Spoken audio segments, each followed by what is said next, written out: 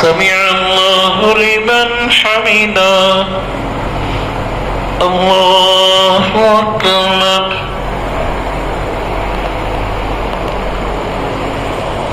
الله أكبر الله أكبر. اس رکوع میں قیامت کے خوفناک زلزلوں کو بیان کرتے ہوئے انسانی زندگی کے مدارک، زمین کی بے جان مٹی، اناج سے نطفہ، پھر خون کے لوتھڑے سے گوشت و ہڈی، رحم مادر میں خیام، 3 پردوں کے اندر صورت گری، نہایت مجبوری اور محتاج بچے سے ابتدا، پھر جوانی میں جوش اور بڑھاپے کی کمزوری، پھر موت سے دوسری یقینی اور دائمی زندگی کا بیان ہے. جو لوگ کسی علم و ہدایت کے بغیر بڑائی جتاتے ہیں دنیا میں رسوائی اور آخرت میں عذاب پائیں گے.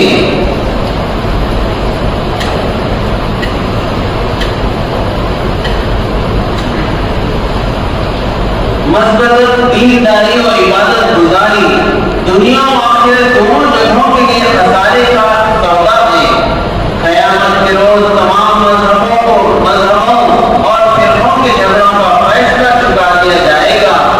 اللہ کے منکر اور تکبر کو آگ کا لباس اور موت جیسے پانی کا عذاب کیا جائے گا. کائنات کا ذرہ ذرہ اللہ کے حکم کا پابند اور ان کے آگے سجدہ ہے، اور اللہ جسے ذلیل و خوار کر دے اسے پھر کوئی عزت دینے والا نہیں ہے.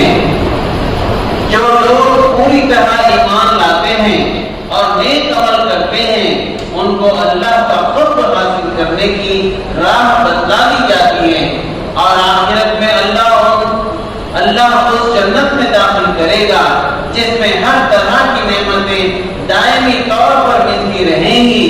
اور جن لوگوں نے کفر کیا ان کو ہم دردناک عذاب کا مزہ چکھائیں گے.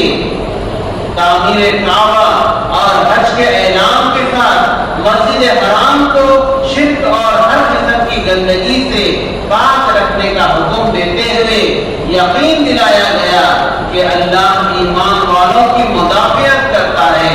اور حج میں قربانی کے ذکر کے بعد فرمایا گیا ہے کہ شرک انسان کو حقیر اور بے وزن کر دیتا ہے اور جھوٹ بولنا حرام قرار دیا گیا ہے. مسجد حرام میں مقامی باشندوں اور باہر سے آنے والوں کے حقوق برابر قرار دیے گئے ہیں. ہر امت کے لیے ہم نے قربانی کا ایک قاعدہ مقرر کر دیا ہے. اے نبی صلی اللہ علیہ وسلم خوشخبری سنا دو ان عاجزی کی روش اختیار کرنے والوں کو جن کا حال یہ ہے کہ جب اللہ کا ذکر سنتے ہیں تو ان کے دل کانپ اٹھتے ہیں، مصیبت میں صبر کرتے ہیں، نماز قائم کرتے ہیں، ہمارے دیے ہوئے مال میں سے خرچ کرتے ہیں۔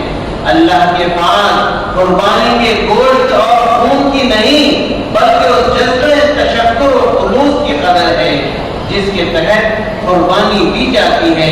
یقیناً اللہ مومن کی مدافعت کرتا ہے اور کافر نعمت خائن کو پسند نہیں کرتا۔ مسلمان کافروں کے مقابلے میں اپنی قلت اور بے سر و سامانی سے نہ گھبرائیں۔ اللہ تعالیٰ مٹھی بھر طاقت مستوں کو دنیا پر غالب کر سکتا ہے۔ اللہ اپنے دین کے علم برداروں کی ضرور مدد کرتا ہے جن کو اگر اقتدار بخشا جائے تو نماز، زکوٰۃ اور عدل کے نظام کو قائم کرتے ہیں۔ پچھلی ظالم اقوام کی بربادی سے عبرت حاصل کرنے کی دعوت دیتے ہوئے بتایا گیا ہے کہ آخرکار ہر ایک کو پلٹ کر جانا اللہ ہی کے پاس ہے۔ الحمدللہ رب العالمین۔